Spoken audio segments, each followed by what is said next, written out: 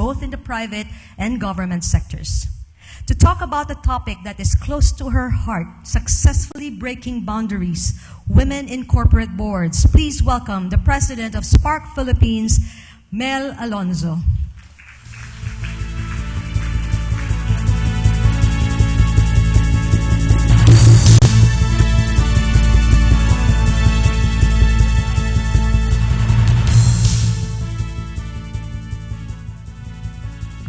Thank you. Good morning to everyone. For those of you in the front rows, you probably saw how important it was to have a helping hand from a male person. So, despite my topic this morning, I really appreciate the support I've received from the other gender in our population. So, let me start by saying that I am awed to have finally met Dr. Josette Bio. In fact, for a moment there, I thought I was going to back out from the invitation booths extended to me when I discovered that I would be speaking after Dr. Bio. I said, oh my God, what can I say after Dr. Bio speaks, for whom a planet was named? So just like always, I always try to think of affirming memories that would put me back into equilibrium. And some of you in the audience would know about this. Long ago, when I was president of Pag-ibig Fund, a little open space in the UP Employees Housing Project in the boondocks of Antipolo was named Alonzo Park after me. So that really kind of put me in equilibrium again. But levity aside, I must confess that I'm quite elated to speak about the topic assigned to me this morning: successfully breaking boundaries, women in corporate boards. It is a privilege to share my experience on the topic and hope that it would encourage more women to lean in, as COO Sheryl Sandberg of Facebook admonishes women to do. Secondly, I would like to share the current thoughts and researches on the issue of having more women lead corporations as CEOs and take their seats in dominated boardrooms. My entry to the corporate boardroom was by virtue of an appointment by the President of the Republic of the Philippines. In the aftermath of the People Power Revolution in 1986, the first woman president of the Philippines appointed me. The first woman president of the Philippines, the legendary Corazon C. Aquino, appointed me to the Home Development Mutual Fund, more popularly known as Pag-ibig Fund. First as Deputy CEO, and 3 years later as CEO and President. With this appointment, I gained a seat in the boardroom. I was 42 years old. 20 years before this appointment, I was a graduate student's wife at the University of Chicago, in charge of cooking, cleaning the house, and doing the laundry. On one such fine day, while resting in between household chores, I happened to leaf through a magazine, a business magazine, and lo and behold, I see this full-page photograph of a female chairman of the board. It simply blew my mind. I was just so enthralled by the idea that here was a woman and she was the chairman of the board of a multinational corporation. I can't be sure what company it was, but I think it was Olivetti. But, it had such a profound effect on me that when my husband came home that night, I showed him and I said, look, there's a woman chairman of the board. So he looked at me and I guess he realized what I was driving at. Here I was in my early 20s, armed with a master's degree in economics, but with no career to speak of. Every day, media covered the exploding women's movement along with the raging war in Vietnam, not just in Chicago, but the whole United States. Among the leaders of the women's movement at the time, and this is very revealing of my age, were Betty Friedan, author of The Feminine Mystique, and Gloria Steinem, co-founder of Ms. Magazine and the Women's Media Center. Anyway, the effect on my husband of my exclamation about a female board of directors probably influenced him, had an effect on him. And one night he came home from school with a piece of paper, an advertisement he had yanked out from the bulletin board of the Department of Economics. And it was an announcement for the search for economics graduates for an elementary economics project at the university's Industrial Relations Center. So he encouraged me to apply, and I did. And I ended up developing a 2-volume economics book teaching international trade. I never saw the final publication of this manuscript, so I didn't know whether it was indeed distributed to the Chicago public school system. But recently, or 36 years later, on my birthday, my son, who is a graduate of Philippine Science High School, Dr. Bio, gifted me with a copy of the 2nd volume of this book. He found it on eBay. Apparently, I had told him when he was in grade school that I had written a book on economics for grade schoolers in Chicago. And 36 years later, thinking about what he could give his mom, he searched in eBay and he found it. And I was really blown away.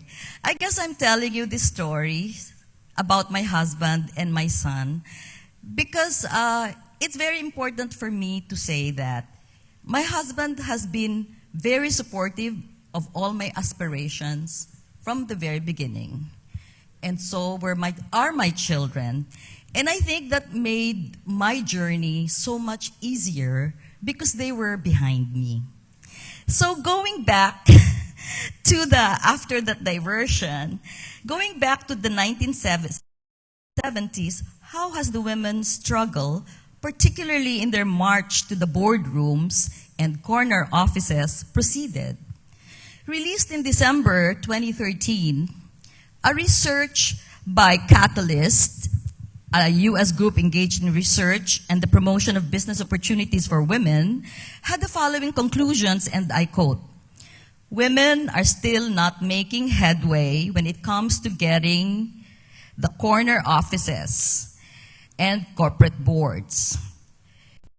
Fortune 500 companies examined by Catalyst, women held only 17% of the seats of the board of directors, and they have an even smaller share, about 15%, of senior executive positions." The 2012 Women on Board survey conducted by Gladman and Michelle Lamb of the Governance Metrics International and posted on the blog of the Harvard Law School said, "For the first time ever, women hold 1 in every 10 board seats globally, 10.5%. And this is something you probably all see in your own boardrooms.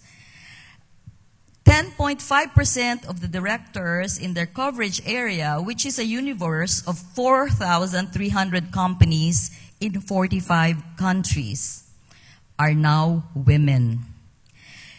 Worth noting is that the percentage of companies with no female directors at all has fallen between 40%.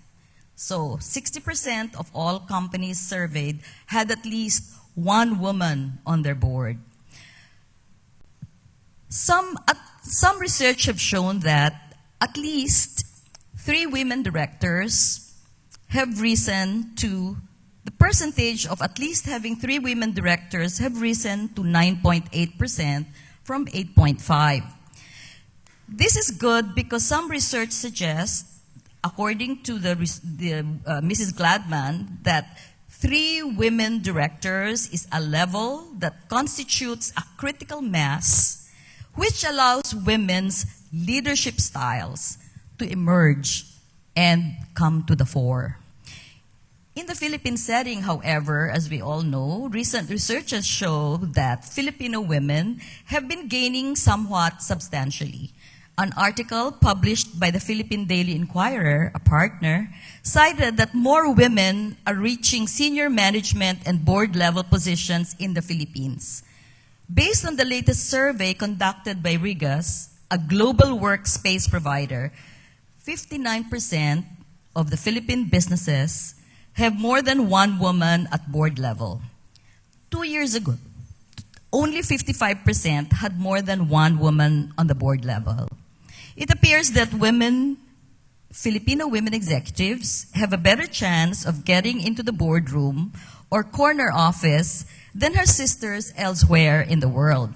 It is no surprise, and you probably all read it, that the Philippines landed 5th best in the world in the Gender Gap Index of the World Economic Forum, a measurement of global gender equality. So why is it so important to have more women on the board? Researchers have shown that getting women into the boardrooms and in top managerial positions is not just an affirmative action or gender equality issue. Instead, it is an enlightened economic strategy, certainly a business imperative. Given that the best talents are needed to maximize business productivity, selecting the leadership of any endeavor from only 50% of the talent pool, the men's, would not bring about the best talent to the boardroom if the other 50%, the women's pool, is ignored. Credit Suisse researchers looked at the performance of more than 200 global companies over several years, ending in 2012. They showed that companies with women on their boards had higher average return on equity and higher growth. The study demonstrated that large companies with more women directors outperformed peer companies without women directors by as much as 26% during the 2005 to 2011 recession. In the same survey, the study found that 10 women-led companies had double the percentage of women directors, 35.8% vs industry average of 18.4%. Avon Products, which has its second female CEO, leads the retail and consumer products with highest percentages of female board members, with 6 female board members in a 10-member board. This is illustrative of how a woman at the top could influence the entry of other women to the boardroom. So why have there been a slow growth in women in the boardrooms globally? An explanation offered by the CEO of Kimberly-Clark is that often we want ability, but we promote experience. Someone who has actually done it, someone who has been a member of the board before. Since there are still so few of these women, it becomes a chicken and egg situation. A selection is always centered on the 50% men pool where more experience resides. Recently, the World Press announced the U.S. Senate's confirmation of Janet Yellen as the first female chair of the Federal Reserve Board in its 100-year history. With her appointment, Janet Yellen took the reins of the world's largest economy and became the most powerful person in the world of finance. That she made a major crack in the glass ceiling is a fact. The question is, for women, would her appointment and confirmation pave the way for other women to climb to the top rungs of finance? Here in the Philippines, we are very fortunate to have several government iconic women. The Chief Justice of the Supreme Court, the Secretary of Justice, the Ombudsman, the Chair of the Commission of Audit, and the Commissioner of the BIR. So much power rests in their hands. Women's careers could be influenced by them to a large extent. It is just as important for a woman leader who has cracked the glass ceiling to affect the pace in which other women like her are able to crack their own glass ceilings. It has been said that women who were able to break barriers stood on the shoulders of the women before them. In return, we must encourage and nurture other women to stand on our shoulders. Women mentoring women is a potent strategy to get women to the corporate boards. The first woman president, as I said, President of the Republic enabled me to have a seat in the boardroom, which opened the door for me to many other boards, some of which I chair or have chaired. Therefore, women mentoring women is born out of one's desire to help another person. But more than that, it is an expression of our concern for women coming after us to rise to the top just as we did. Because in the end, we reached the top because a mentor helped, took our hands, and showed us the way in some point in our career.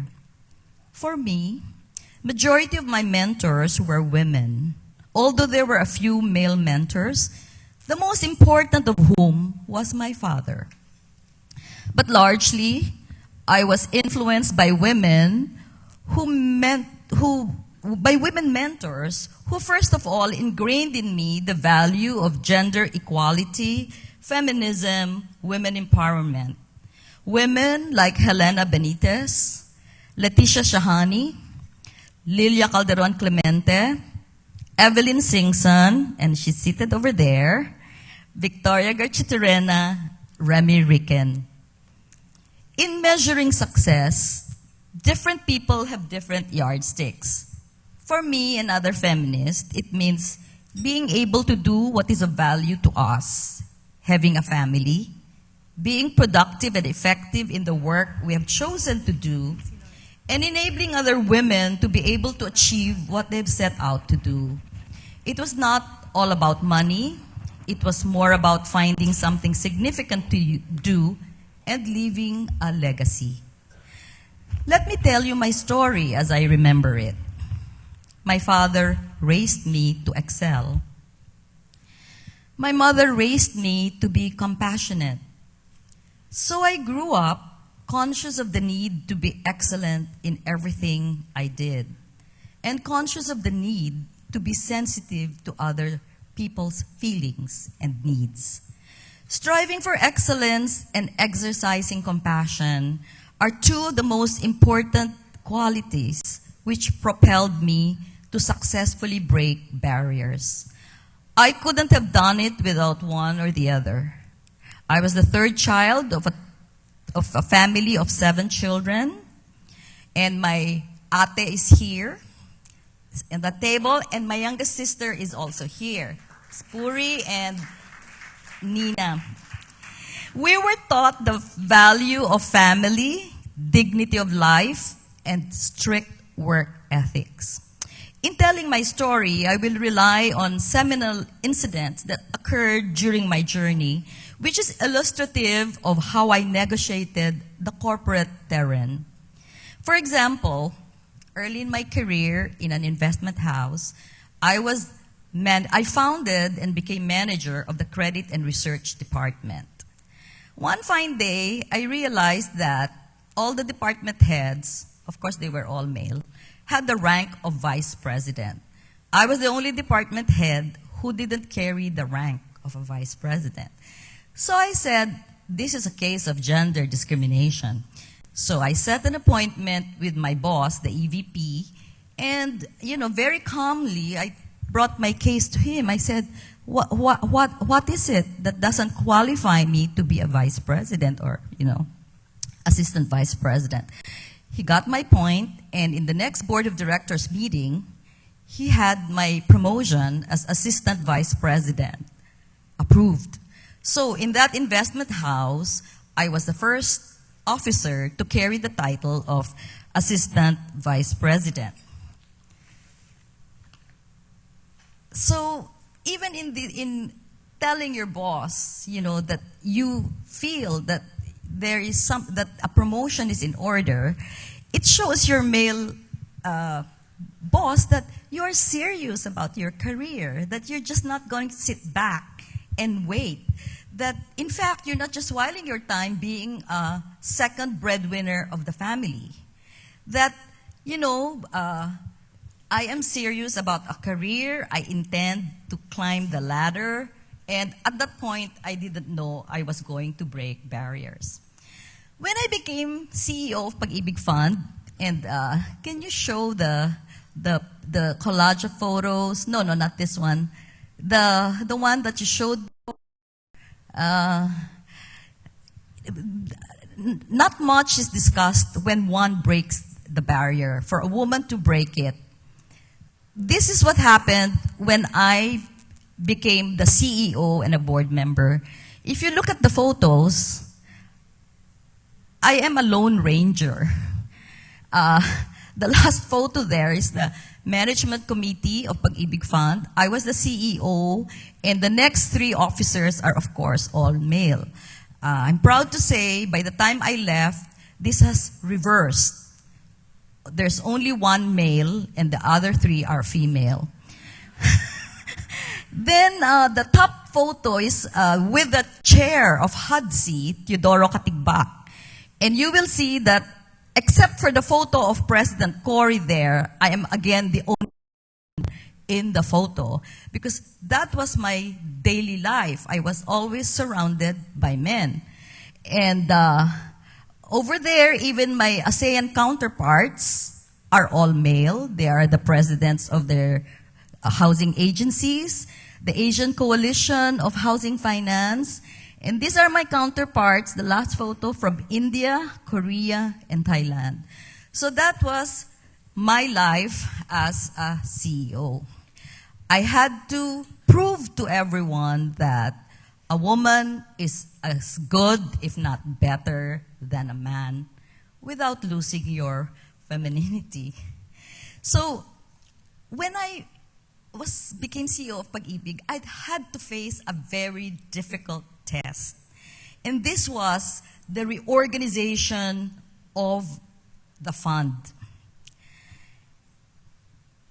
The government has rules, and some of you from government are here. It was discovered that the table of organization of Pag-ibig Fund was not duly approved by the DBM.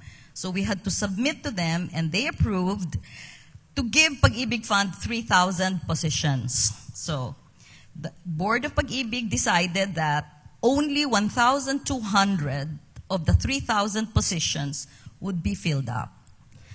At this time, the fund had 1,437 employees. So on the outset, we knew 237 would lose their jobs. The reorganization, of course, was very bloody, to say the least. There were times during that tempestuous period that I felt I couldn't go on anymore. I wanted to give up. My physical and emotional strength were being sapped. But my family, friends, and peers cheered me on. A male mentor, former Undersecretary of Finance, Vic Makalingka, forge ahead, Mel. Don't look back. It'll be over before you know it. The process lasted for a year, and then indeed, it was over. I had survived my baptism of fire as CEO. I had earned my spurs. A further affirmation for me was, of course, receiving the Outstanding Women in the Nation's Service Award for government service. And this group of women, one of them is here, Lorna Kapunan, has become my refuge and a source of inspiration. It's so important for women executives to have a group of sisters. When you're disappointed, they lift you up. When you triumph, they celebrate with you. And that's what Towns has been for me. This photo was taken when I was vice president to Lilia de Lima. Lilia de Lima was the president of Towns. I was vice president, and as such, I chaired the search. It's a triennial search. I'm mentioning this because this search had an awardee, this was 1998, by the name of Maria Lourdes Aranal Sereno. She is now the Chief Justice of the Supreme Court. So, breaking barriers is one thing, but surviving the challenges atop the glass ceiling is another. A few women give up, but like most women, I didn't. I was always conscious that a CEO is a decision maker. Thus, a woman CEO must not be afraid to make timely decisions. Only then would her leadership be recognized and accepted. She must also be an advocate. I believe that advocacy comes hand in hand with leadership. Only if the organization is convinced of the leader's cause would there be sincere cooperation and commitment. Orders cannot be barked out. The leaders must proselytize. In convincing your followers, the cause becomes theirs, not just yours. I have emphasized to women I have mentored of the importance of advocacy, and they must not stay away from it simply because it's not the easiest thing to do. As a leader and decision maker, I constantly prayed for discernment, to know what to do, to make the right decision. Discernment comes to me usually in a quiet moment, away from the usual din of work. It is the moment I am enlightened and know without doubt what it is I must do. To me, it is akin to what Stephen Covey refers to in his book, Principle-Centered Leadership, of having a compass which always points north, to the truth, to what is right and what is good. When discernment descends, then one becomes unequivocal because one's intellect, conscience, and emotion are in harmony. These are moments when I become fearless because I know I have divine guidance. After 13 years at Pag-ibig Fund, and I returned to the private sector, and I was invited to be a founding partner of CEOs Incorporated, a partnership of 12 CEOs who have managed multi-billion peso corporations. Again, as in government service, I found myself the lone woman in the partnership of 12 CEOs. I was tasked by my partners to invite other women executives to the partnership. But before I could, the political scene had changed. A new president had ascended to the presidency, another woman president of the republic. I was invited to return to government as chair of the financial arm of DTI, the Small Business Guarantee and Finance Corporation.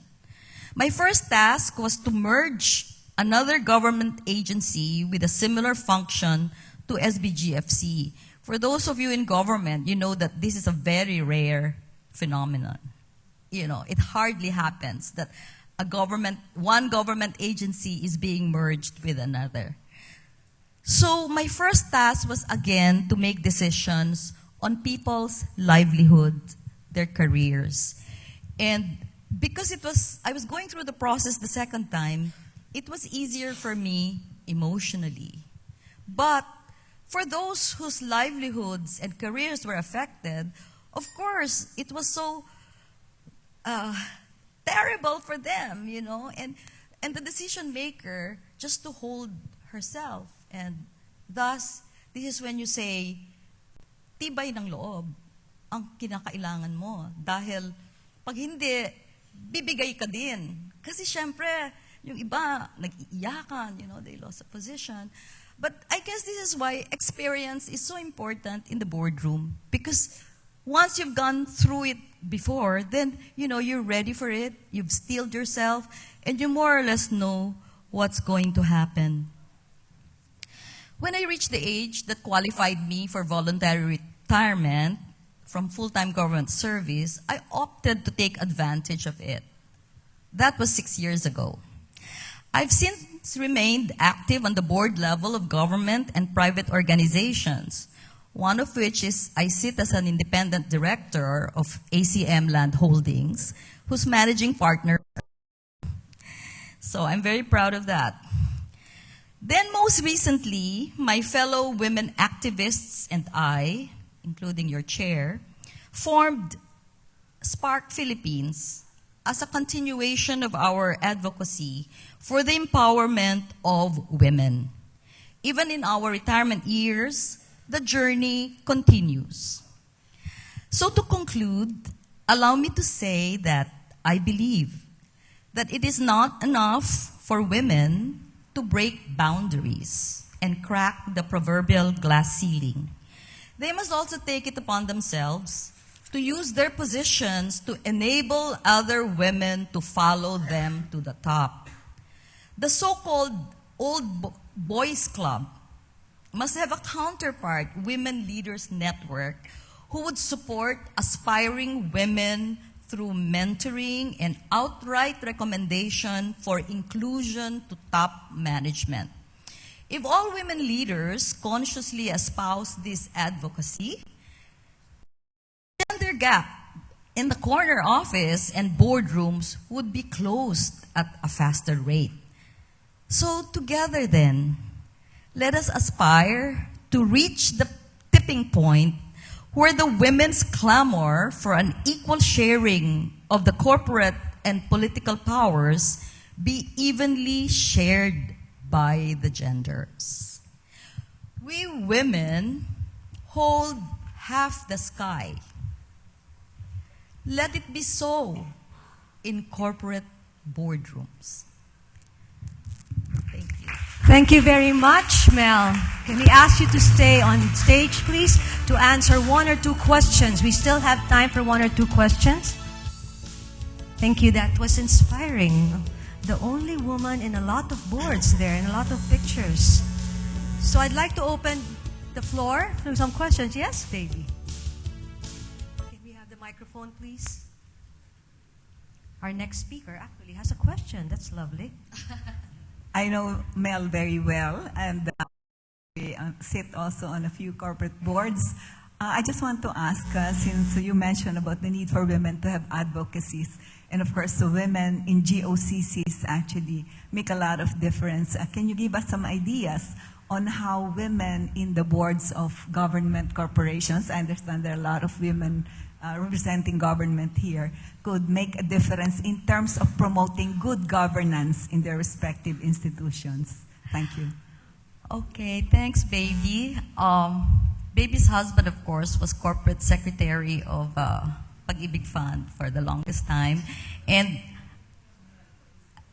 so I think that Boots will affirm this, that women are very upright, So in the government boards, women are not afraid to speak up.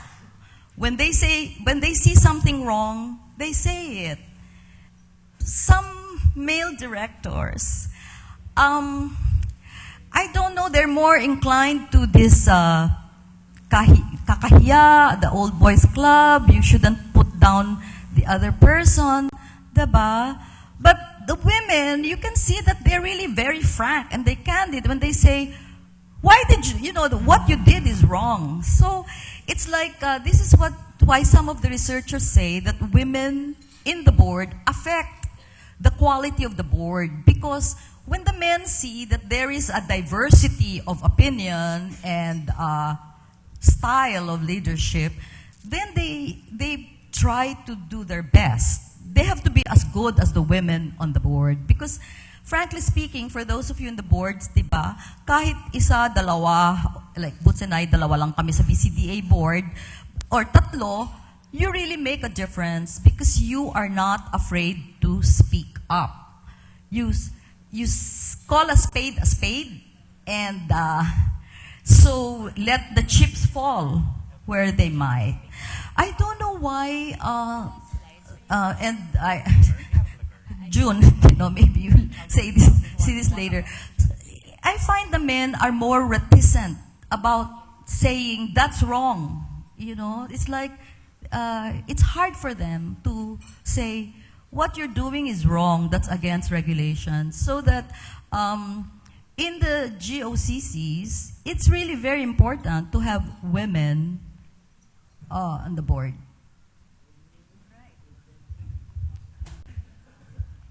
Okay, we can have one more question. You're being served merienda anyway. So, Boots, are you asking a question? Over here, Neil.